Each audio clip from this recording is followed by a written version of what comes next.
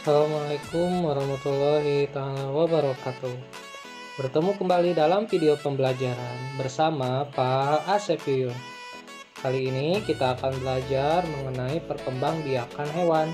Sebelum kita memulai video pembelajaran ini, jangan lupa kalian subscribe, like, komen, dan share video ini. Terima kasih. Baik, apa yang dimaksud berkembang biak pada hewan? Yaitu kemampuan hewan untuk menghasilkan hewan baru yang sejenis. Misalkan sapi berkembang biak anak sapi. Kenapa hewan harus berkembang biak? Karena hewan harus berkembang biak agar tidak punah dan dapat menjaga keseimbangan ekosistem di bumi. Cara perkembangbiakan hewan terdiri dari dua macam. Yang pertama vegetatif, yaitu proses perkembangbiakan tanpa proses perkawinan atau tidak terjadi proses pembuahan sel kelamin betina oleh sel kelamin jantan. Jadi hanya sendiri saja, tidak perlu ada betina dan jantan. Yang kedua generatif, yaitu proses perkembangbiakan melalui proses perkawinan atau terjadi proses pembuahan sel kelamin betina oleh sel kelamin jantan atau sering dikenal perkembangbiakan seksual. Perkembangbiakan vegetatif hewan terdiri dari tiga macam. Yang pertama yaitu membelah diri. Membelah diri adalah cara perkembangbiakan hewan dengan jalan membagi tubuhnya membagi dua bagian yang sama atau lebih. Secara langsung yang dilakukan hewan bersel satu. Hewan bersel satu adalah hewan mikroskopis karena hewan ini berukuran sangat kecil sehingga untuk melihatnya dibutuhkan alat pembesar seperti mikroskop. Contoh hewan bersel satu seperti amuba, protozoa, paramecium, dan virus. Ini contoh amuba. Asalnya hewannya ada satu, membelah diri menjadi dua. Ya, jadilah satu, dua. Jadinya asalnya satu, jadi berkembang biak menjadi dua.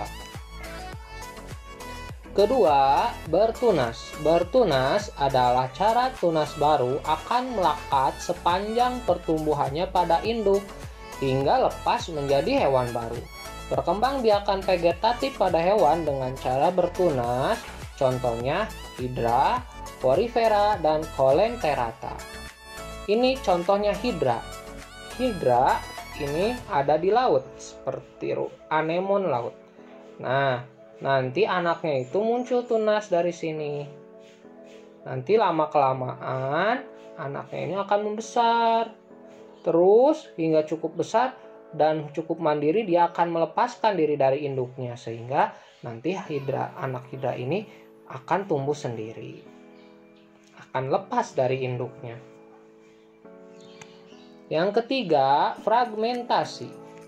Fragmentasi adalah cara perkembangbiakan yang berasal dari potongan tubuhnya sendiri atau pemutusan bagian tubuhnya. Contoh hewan fragmentasi adalah planaria atau cacing pipih. Ini merupakan cacing pipih. Cacing pipih itu harus melihatnya pakai mikroskop karena sangat kecil. Asalnya satu memotong tubuhnya menjadi dua. Jadi nanti ini akan menjadi cacing baru. Jadi asalnya satu cacing jadi dua cacing. Atau membelah diri seperti ini, terbelah, lama-kelamaan akan berpisah seperti ini. Asalnya satu membelah menjadi dua. Atau seperti ini memotongnya, memotong menjadi tiga bagian, maka cacing tersebut nantinya menjadi tiga cacing. Perkembangbiakan hewan secara generatif. Yang pertama yaitu ovipar. Hewan yang berkembang biak dengan cara bertelur disebut ovipar. Contohnya ayam dan jenis burung lainnya. Ciri hewan ovipar adalah bertelur, tidak memiliki daun telinga, tidak memiliki rahim, dan tidak memiliki kelenjar susu, serta tidak menyusui anaknya. Contohnya ayam. Yang kedua, vivipar. Hewan yang berkembang biak dengan cara melahirkan disebut vivipar. Sapi, kucing, dan gajah adalah contoh hewan vivipar. Ciri hewan vivipar adalah beranak, memiliki daun telinga, rahim, dan kelenjar susu, serta menyusui anaknya. Ini contohnya sapi. Yang ketiga, ovovivipar. Berkembang biakan, bertelur, sekaligus beranak, disebut ovovivipar. Contohnya kadal, platypus, ikan pari, ular, kuda laut, dan hiu macan. Hewan ini mengandung calon anaknya dalam bentuk telur yang disimpan di dalam tubuh induknya hingga menetas. Setelah menetas, induknya akan melahirkan calon anak tersebut. Contohnya ular. Beberapa jenis ular tidak selamanya melahirkan anaknya. Kadang-kadang ular mengeluarkan anaknya masih yang terbungkus telurnya. Ini contohnya kadal. Jadi di dalam induk kadal itu dia itu bertelur sebenarnya, tapi telurnya masih disimpan di dalam tubuhnya hingga telur itu menetas. Ketika sudah menetas, maka dia akan mengeluarkan cangkang telur dan anaknya itu dalam keadaan sudah menetas. Itu ovovivipar. Jenis pembuahan pada hewan. Pembuahan internal, pembuahan yang terjadi di dalam tubuh induk seperti pada ayam.